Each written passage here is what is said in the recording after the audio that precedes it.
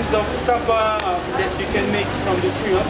You can make with the mulberry tree, you can make with the breadfruit tree, and also the banyan tree. Okay? And now the outside one, this is what we call pear. You sit the side. But look carefully, huh?